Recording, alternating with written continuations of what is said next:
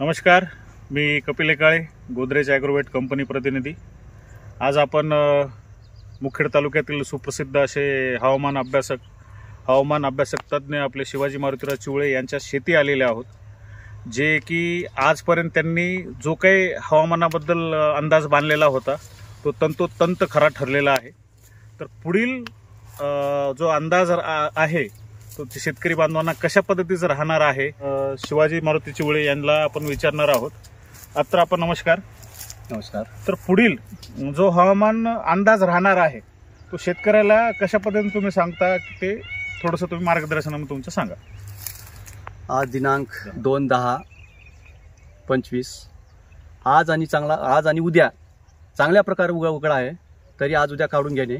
शनिवारी संध्याकाळी किंवा रविवारी एखादी एक सळक म्हणा, 2 सळक म्हणा किंवा अर्धा 1 घंटा म्हणा पाऊस राहणार आहे।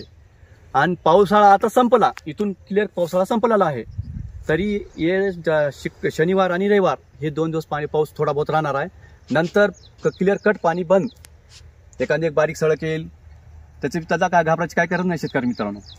तर याच्यानंतर तुम्ही हे जे सोयाबीन काढायला जे गुत्ते देऊ लागल्या, कोणी 5,000 म्हणाले, कोणी 7,000 म्हणाले, शेतकरी मित्रांनो वाढून द्यायची गरज नाही। इथून तुम्हाला दिवाळी पस्तोर चांगली उघाड आहे, बिंदास आपण दमानं काढा, घरचे काढा किंवा गुत्ता देऊन काढा, पण पैसे वाढून देऊ नका। 5,000 4,000 भरपूर झाले, कोणी 7,000 म्हणाले, कोणी 8,000 म्हणाले। इथून पाणी नाही दिवाळी पस्तोर बिंदास काढा। आणि याच्यानंतर बी तुम्हाला काही तकलीफ असेल तर शेतकरी मी तुमच्या पाठीशी आहे।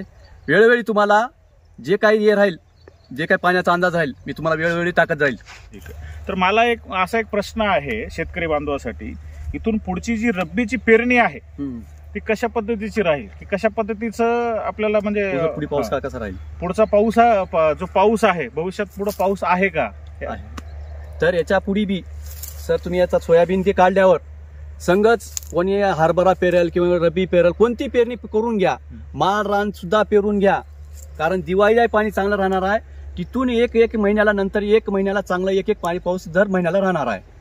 दिवाळीला 1 नंबर पाणी आहे, तुम्ही दिवाळी पस्तो सगळं काढून घ्या, पेरणी करून घ्या, माळ रान सगळं पेरून घ्या। शेतकरी माझ्या मित्रांनो पेरणी करून घ्या, माळ रान सुद्धा पेरल्या जाईल आणि माळ रान सुद्धा पिकल्या जाईल चांगलं नंबर 1। अच्छा, म्हणजे तुमचं असं म्हणणं आहे की जे सखल भाग आहे खालचा तो तर पेरणी करा, माळ रान आहे जो की रब्बी मध्ये सहसा तिथं आपण उत्पन्न समजा आपलं इथे नुकसान बी झालं, पुढे ते नुकसान भरपाई होणार। तुम्ही टाळक्या पेरा, हायब्रिड पेरा, काही तुमच्या मनाला आलं ते पेरा, करडी पेरा, तुमचं सगळं 1 नंबर पीक येणार पुढचा पीक।